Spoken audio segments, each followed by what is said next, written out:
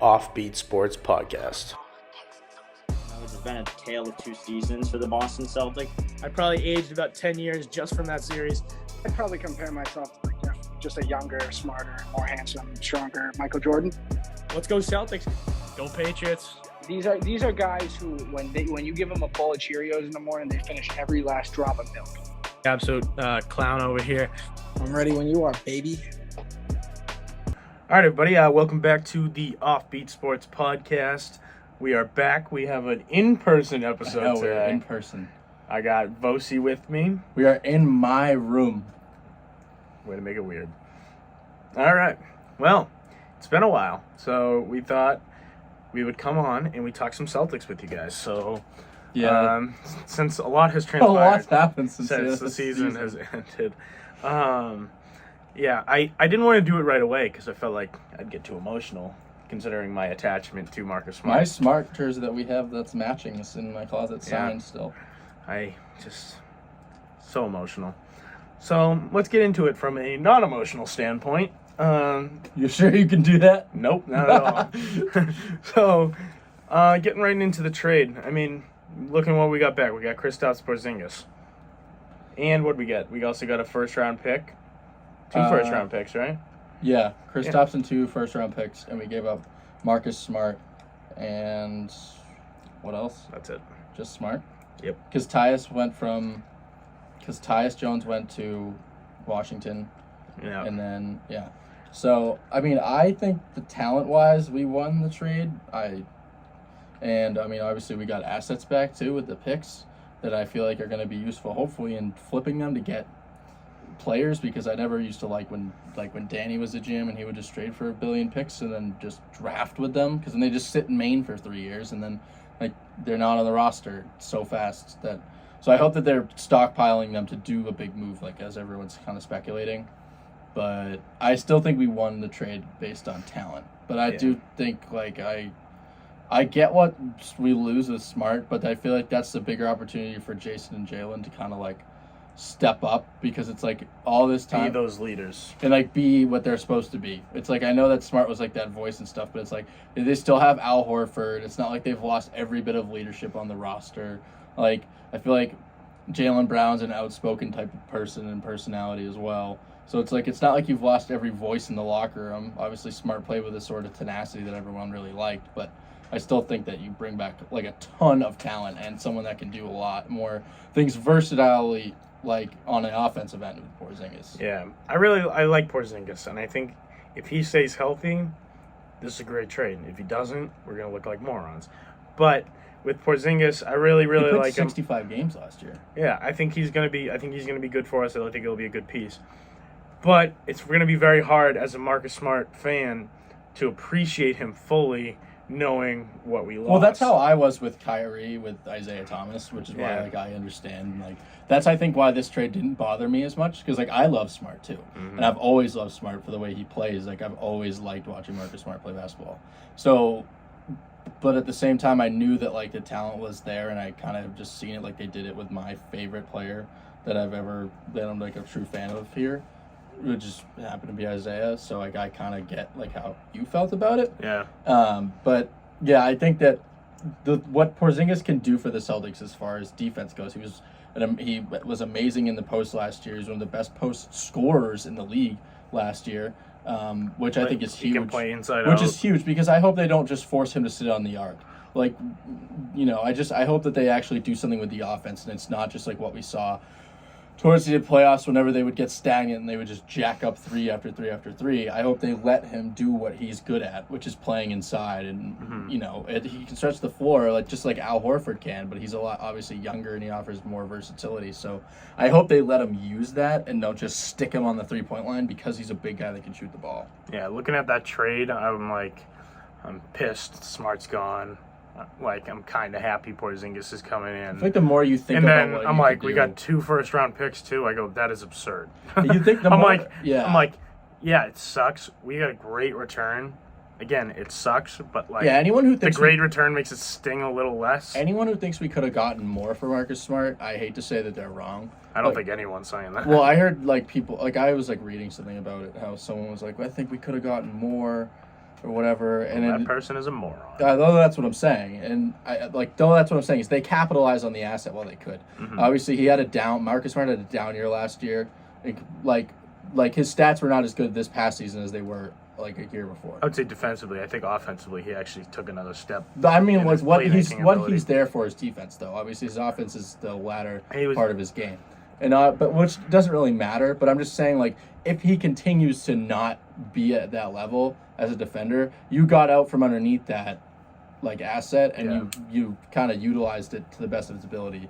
Just as like looking at him from that standpoint, not what he meant to Boston, which I think all of us know, what, as like Celtics fans at least, what he meant. It's kind of hard though because like it's just tough with me with Marcus Smart because I like as much as he was great while he was here, it's like we never got it like done. So I have like, It was like such a roller coaster of emotions because the Brogdon trade was the initial one, and I was like, I would have been much happier if it was Brogdon. Like But, not like- because of my connection to Smart. I just felt like because then it's like well, if it was that same trade with Brogdon, I'd be happy. The first one I wasn't happy with because we were just getting Porzingis, and I was like, I don't know how much better you are with that. But then I was like, as soon as the Smart thing happened, I'm like, nope, go back to Brogdon. well, And I'm like seeing the Porzingis stuff throughout the day with Brogdon. Then at like 10 o'clock, it's like they're trying to get something done by midnight. If nothing gets done, it's over. And then I'm like, oh, it's happening. And then I'm like, oh, Brogdon's gone. I'm like, all right, I'll take it. Then I see it's actually Marcus Smart in the trade. It's like midnight, and I'm like, I didn't sleep. I was like, I was so upset. And then I saw the next morning, I saw the 2 first-round picks on top of it, and I was like, it eases the pain a little bit. You know what's weird with me though is that Malcolm Brogdon. I don't want to say he's overrated because that's not the right word, but like I feel like you'd think coming off 6th man of the year and all of that stuff, his value would be higher. But yet for He's some hurt. reason I know that, but in my mind, like the return that we got with Smart is clearly more than we would have gotten with Brogdon, and which kind of If Brogdon was healthy, there's a very good chance Brogdon would have been in that trade. No, I know. Well, I would have preferred that, but what I was going to say is they didn't just decide that they were going to throw Smart in with an hour to go. They definitely knew that they were going to move on from Smart. No, they didn't. I think that they did. There's no way. because they had just Smart came out and said he's like, That doesn't matter. no, they told him that, like they weren't trading him, and then Brad doesn't was matter. talking about it, and he was like, it was a last second thing. We had like it was either that or nothing, and we felt like we needed to make the move, and we really wanted Porzingis, so they decided to make it. It was not a planned thing. It was clearly not a planned thing. It was all Brogdon until the they've last also second. mentioned for years that There would have been hints. There would have been hints of it before saying Smart could possibly be in this trade. There was not a single hint. no, I know. I'm not Even- saying that. Even until 20 minutes after the I'm trade. not talking that we about didn't find out that Smart was there. trade. I'm talking about in general. I think the Celtics were prepared to potentially move on from Marcus Smart in this offseason. I don't think Otherwise, there's no way that trade would have happened. I don't think so. I think they were. Well, there's been think they reports were that in Memphis panic wanted. mode. There's been reports that Memphis has wanted to get a hold of Smart for years, not just now. I think they were in panic mode.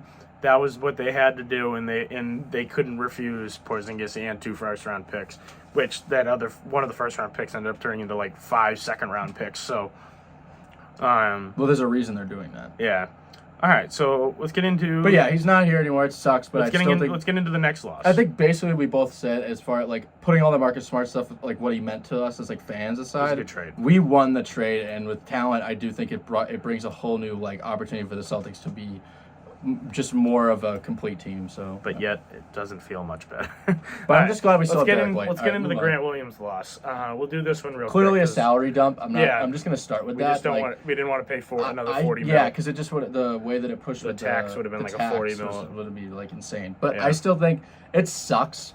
And I think Brad even admitted there was like a clip of him talking, and he kind of admitted it was a salary dump Yeah. in the clip, which sucks. I mean, but it happens. Like, but you know, they just. It's hard because he was a good role player for you. Like, I'm not going to make him out to be more than what I believe he was anyways. It was a role player who, you know, could play good defense when you needed it. So, I mean... I thought he was going to be the successor to Al, but... I mean, I didn't see him to be that good, but, I mean, I think he was a good player. Like, I think he could start on, like, a lower tier team or I like think he could start a lot of teams. In the or like NBA. an average team. Like the Mavericks. Like it's not like I think that he's going to be a good player with them because he's going to have because after those top two guys. Although he might not like how he's never going to touch the ball. Well, after those top two guys with Irving and Luka, and I guess Tim Hardaway Jr. is probably the third option on that roster now. Yeah. As far as like the ability to score the ball. Yeah. I mean, it's him. So I mean, he's the fourth option. Where here he was what, eighth? Maybe, and there was a long stretch of the regular season this year where he didn't even play. So I think that's a huge thing. I just don't think he's going to touch the ball. I mean, he's never had to really be a ball dominant guy though. He gets open in the corner and he hits the shots when he's given them. How many times is Luka or Kyrie going to pass it to him though? I mean, I guess we'll find out. Look at Christian Wood. He went from like 20-point per game score to what, like is he 8? still on that team? No, he's a free agent now. He's still a free agent, but. I always liked him. Yeah, I think losing Grant on top of Smart, you lose the grit and the toughness on your team, which is you need to replace, basically. I don't know who's left out there. I don't know who you can trade for, but you need to get somebody that's going to get gritty. Well, I saw they wanted to bring in Patrick Beverley. Yeah, that's what I was going to say. I think that would have been a good I option. knew that you were probably going to go there with that because as much as I hate him. As much as I was going to say, he's one of those guys where just like Marcus Smart or Draymond Green or whoever you want to mention with the same thing is like those guys that play gritty and like hard nosed and they'll hit the floor and all that kind of stuff. Like you hate them until they're on your team. Mm-hmm. And that's the whole thing with Smart. Like that's what the connection is. Like we know everyone fucking blooper, but whatever. We know everyone Wow. This is a family show. That sucks. Well, we know everyone hates Smart outside of Boston for his antics and things like that. But that's why we love him so much. So I think it's the same thing with Patrick Beverley, like everywhere he's gone. And, I mean, if he was that excited when Minnesota won that play-in game, he's going to lose it here. But no, I don't. Now he's with Philly, so he's never going to win there either. So. But, I mean, I definitely agree with you. They need to bring in someone to replace that. I don't even think it has to be someone with an attitude regard. I honestly just think that you lost two guys that obviously are and were pieces of your playoff run that you had this past season.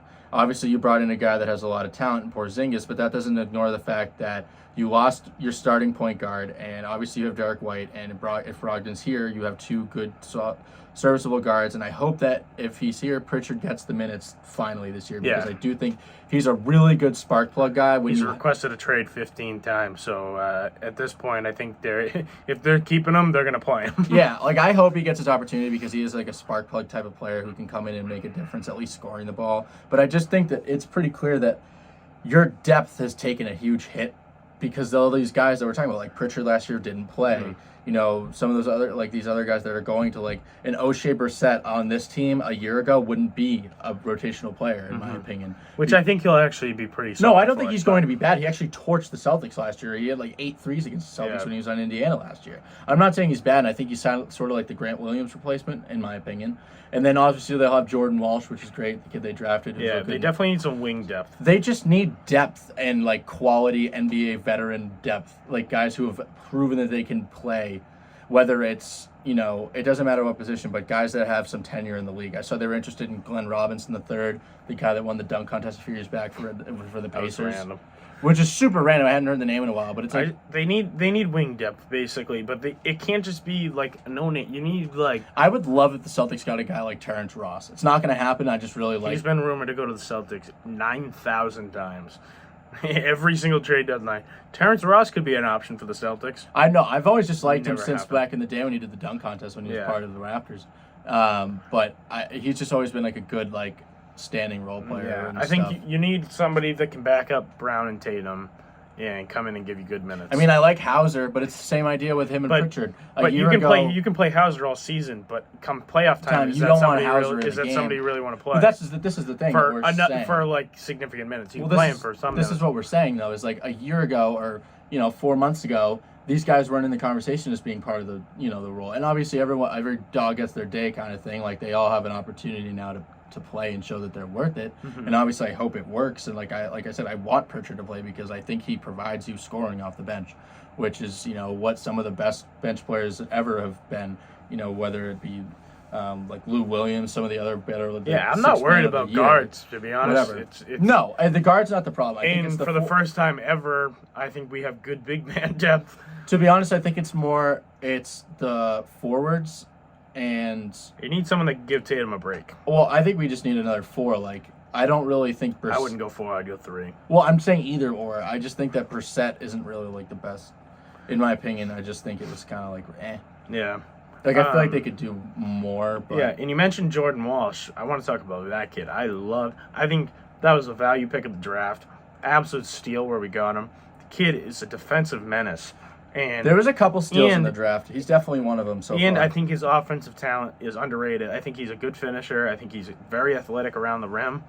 And I think you can get some good stuff out of him. He reminds me a lot in the prospect of the player and how they were brought in through the system of the Celtics. I'm not comparing their talent by any means, because one, you're going to know who I'm talking about once I say it. One was the 3rd pick in the 2017 NBA draft, and one was in a 2nd-round pick. But Jalen Brown came into the league very, very, green. Jalen Brown was 2016. Was he 2016? Tatum was 17. Was Tatum 17? I always get the years mixed up. But regardless, Jalen Brown was very green when he got in the league. Everyone questioned the Celtics pick, and it's obviously where it turned out over time. And there's a lot less pressure on the Celtics to develop Jordan Walsh because he was a 2nd-round pick. But he has so much raw athleticism, talent, his physical. Well, and you got to see the contract they gave. They gave him a legitimate NBA contract. I know they gave him a two-way. I know. So he's playing. Well, I know, but he has such good length. I've watched some of the summer league clips of him playing. I don't know if you watched that Lakers game. They were down. They came back and they're down 10 or 12 at halftime.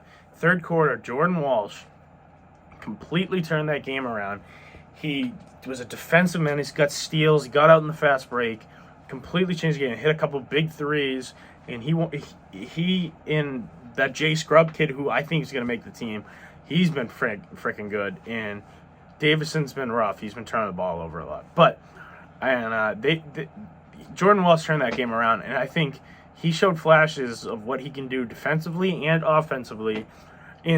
I don't worry about J.D. Davidson, not to interrupt you. He's never going to play. He's never going to get on the team. But, with Jordan Walsh, you don't need him to score, but he's got that confidence where he can go get a bucket. He can work his butt off to get you. Well, there's you a score. There's an interview with him from the other day where they asked him about his 3-point shooting, and he was like, "Yeah, they told me I have to shoot," which I think is not a bad thing, because it's like he obviously wasn't the best scorer in college, and it's like but if you want in high school. No, I know that. Well, I mean, all these guys that are getting here obviously could score in high school. I mean, they're miles above some of the competition they're playing, and it's obviously deservingly so. But if you want to unlock that potential that he has with his athleticism and his build, it starts with, forcing him out of his comfort zone, and obviously that is the offensive side of the ball. It's clear watching him. I watched a couple of highlights of him, and I saw one guy try to cross him over, get into the lane.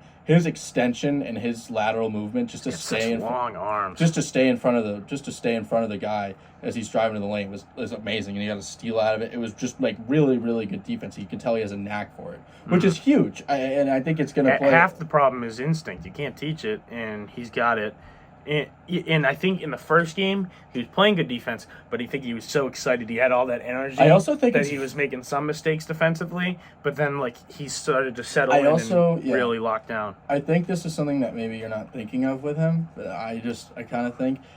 I think it's really going to play well for him, the fact that he needs to develop his offensive game, seeing as he has arguably the best offensively skilled forward in basketball right now. 4 words.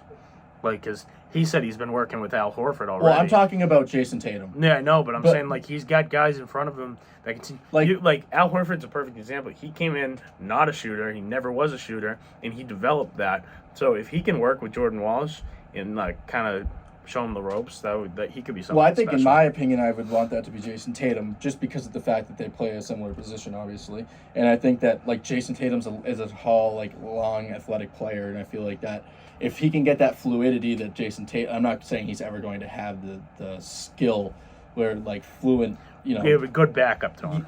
Yeah, I just think that with time, it's something that can be huge for them because he obviously is showing flashes early that there's a reason that he is supposed to be here, and I think that's a big thing. And if he plays with an attitude and he comes into the league and just keeps going, and like he's going to be a part of this team for like a few years to go. Especially, I mean, they didn't sign it like you just said. They didn't sign with that contract for no reason. Signed him 4 years. I mean, he's gonna play. Yeah. So I really like that kid. So moving on, just kind of our last points. Do you think this team can win a championship? Not yet. Not in its, and I agree. I think not in its current form. I don't think Brad's done. Clearly was collecting an arsenal of picks for something. I hope it's not Damian Lillard. It's not going to be Damian. Everyone just shut up if you think it's so stupid. He's going to Miami. He's not going to Miami. Okay, well, he might not be going to Miami, but he's not coming here. I can tell you that. Yeah, but I think there's something, even if it's just a bunch of role players that they're acquiring, that's fine. That's what they need. They don't need any more big-name guys. So they just need other talent on this team that they know can come in and contribute at a constant rate. Like, it doesn't need to be someone that's going to come in and give you 15 every night. But if you get a couple guys that can come in and give you a straight 9 points, 10 points, even 7, if it's 7 and 5, like whatever. So he can give you 25 minutes of good basketball. Every night, and you have 8 to 9 of those dudes, and you know that you can keep running those guys and giving them rest with Hauser, whoever.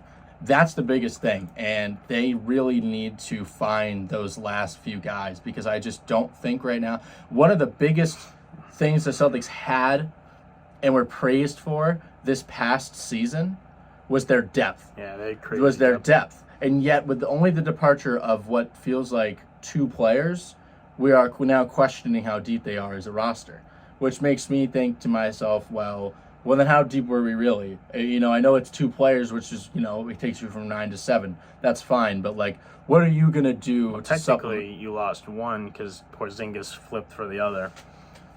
Oh yeah, but I mean, if Blake Griffin, he's still technically on the active roster, but you need at least 1 or 2 more guys that can give you good minutes. Yeah, that's the biggest thing. Especially where you have a bunch of guys that could get hurt.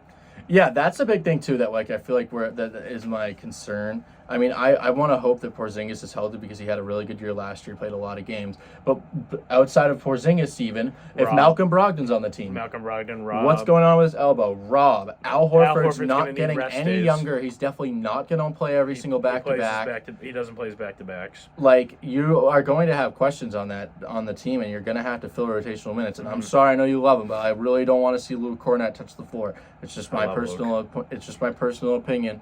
I think he's improved every year. It's like watching a special needs draft. I don't really want to do it anymore. I don't want to see him play. But I don't want to see him play. I don't mind if he's like standing up and clapping, like looking like it might be like. I'm good if he plays a mascot, but I'm good if he plays every once in a while, like when Al's out. But if we're blowing a team out by 20, then throw him in there. I don't care. Otherwise, I don't really want to see him. But that big white beast. You could have just said big beast. I don't know. He's so pale. That's true. All right, well, good stuff.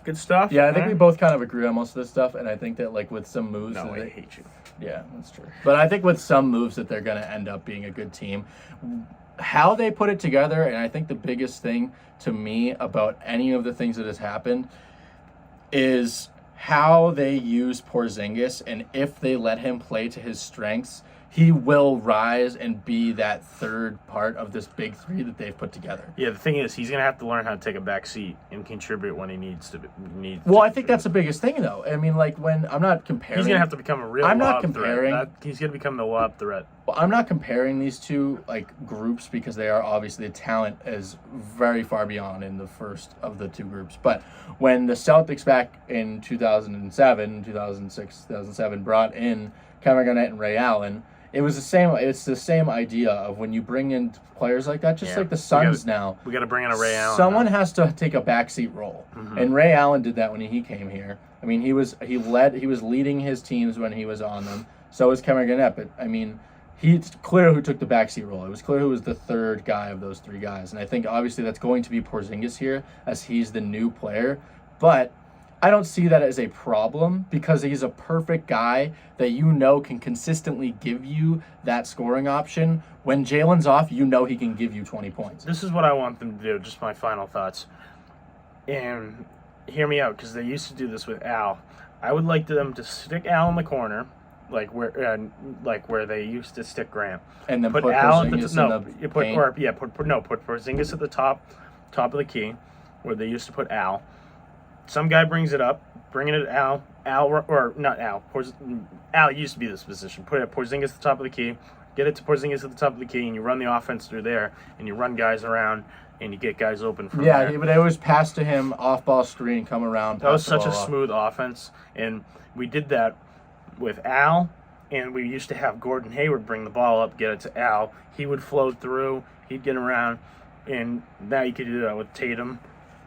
Yeah. I just think, I agree. And I think the biggest thing is going to be how they utilize the offense. And something we didn't mention, I know we're going to wrap up, but we didn't mention this, but I'm very happy they brought in some capable assistant coaches. Oh, yeah. We didn't mention it. I just thought of it. People underrate assistant coaching. Well, like Sam Cassell, huge. Losing Damon Stoudemire was the team's downfall. I honestly believe that. The fact that we brought in guys that can talk to players, know how to connect with players. They brought in the Bucks top assistant as well. That guy should have gotten a head coaching job. Yeah, they stole both the Sixers and the Bucks top coach. So assistants. I know we're gonna wrap up, but I do think it was something to mention, and I think we forgot. I do think that's huge because I think it showed Missoula's rookie head coach, I'm going to say greenness to the position. It started to show as the year went on. And I think people... Well, it also hurts not having experienced assistants either. No, I know. I totally understand. I totally agree with you, which is why I think this is huge because both of those guys have been in successful systems, whether it was in their playing career, especially with Sam Cassell, when he was in here and he was in Detroit or wherever, Minnesota. And the other coach, I don't know his name, but he was in Chris something. He was in a good system as well. I think that's huge to bring in here so that Joe can see and hear from those guys, especially because Sam Cassell specifically is very well respected. Yeah. And I think that's something where it's I think he can motivate the players. I don't see Sam Cassell as an assistant in my me. He's more of the offensive coordinator or I don't see him as an assistant. With him, I think he's going to be able to get the most out of the players, motivate the players that Ime Udoka was able to do that year. At the beginning of this season, Joe Mazzulla seemed like he had a great grasp on that, and I think as the season faded on, I don't think he knew how to motivate those players throughout the season because I honestly think the team got bored. I just think it's a long season, and if you don't know how to keep those guys into what's going on and bought into what you're saying and know how to adjust with time, then obviously you're not going to be able to keep them. And I don't think he was ready for that. Yeah. Because he's never had that role. As an assistant when he was here, before underneath Ime, it's you might say something to the guys here and there off and on, but it's your message isn't the thing that they are grasping onto to keep them locked in and keep them to continue going. And I don't think he was exactly ready for that. Yeah. And on top of the fact that some of the mistakes he made coaching, on the floor when people want to get on him for timeouts and stuff like that, it's you know what? He was thrown into the role, so I try to give him a little I honestly like his philosophy on timeouts. No, I know. I'm not crapping on him for it. I'm just saying that some people No, I understand. People jumping down his throat. I liked his philosophy on timeouts because they're NBA players. They should be able to get it. They should. I agree. Every once in a while, if it's a serious thing, yeah, you can call a timeout. But if it's a first half run, you shouldn't have to call a timeout. I agree with you, but I feel this year with this team, they just didn't show the eagerness to continue to compete, and I think a lot of that has to do with him and his style of coaching. And I just think that bringing in those guys with that experience is going to be a huge thing. So yeah, all right. So I think that about concludes all of our Celtics stuff. Thank you, Marcus. I will miss you dearly. I'm still my signed Marcus Smart jersey's in there. Hanging up in my closet. I'm still gonna have the same jersey. I'm still gonna rep your jersey all the time. Don't worry. I'm gonna buy a Grizzlies Smart jersey. I'm all in. Blue hair's gonna go crazy. He's not going to blue hair. First of all, misconception. He didn't dye his hair green because of the Celtics. He dyed his hair green because that was the color his mom wanted his hair to be. Why? So, because he was on the Celtics? No, because it was her favorite color. And then she died, and then he dyed it green. Fake fan. Fake fan. I'm All not a right. fake fan. It matched All right. the Celtics green, so I Yeah. said blue. Whatever. Yeah. All right. Well, thank you everyone for watching or listening. Be sure to check us out on Instagram at offbeat_sports, on TikTok at offbeat sports. And make sure you like this video and subscribe to our channel. We will see you next time on Offbeat Sports. Have a great day. Call them all Texans.